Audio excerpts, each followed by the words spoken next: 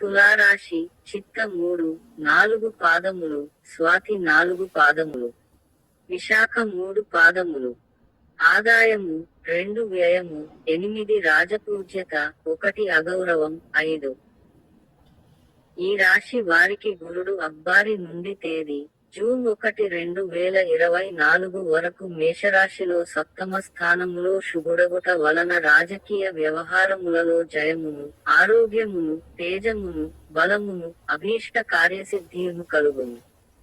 తేదీ మే 2, 2024 నుండి సత్సరాంతము వరకు వృషభ రాశిలో అష్టమ స్థానములో అశుభుడగుట వలన అగ్నివలన, చోరుల వలన భయమును, తేజోహీనమును, అధైర్యమును, కఠినముగా మాట్లాడుటయును, కోపమును, హద్దు మీరి నడుచుటయును మొదలగు ఫలితములు కలుగును. శని అబ్బాది నుండి వత్సరాంతము వరకు కుంభ రాశిలో సంచమ స్థానములో అశుభుడగుట వలన ప్రయత్న కార్యభంగమును, మనోవిచారమును, నీచు స్త్రీల పరిచయము వలన కష్టములు కలుగును.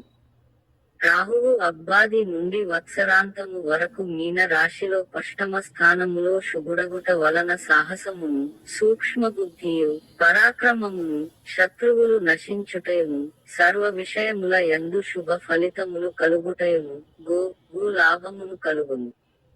కేతువు అబ్బాది నుండి వత్సరాంతము వరకు కన్యా రాశిలో ద్వాదశ స్థానములో అశుభుడగుట వలన కష్టమును, ధననష్టమును, నేత్ర రోగమును, శత్రుమూలమున భయమును, ప్రయత్న కార్యములు చెడిపోవుటయును, తరచు ప్రయాణములు, స్థాన చలనమును కలుగును.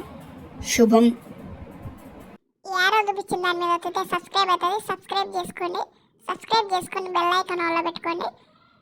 లైక్ చేయండి, షేర్ చేయండి, కామెంట్ చేయండి.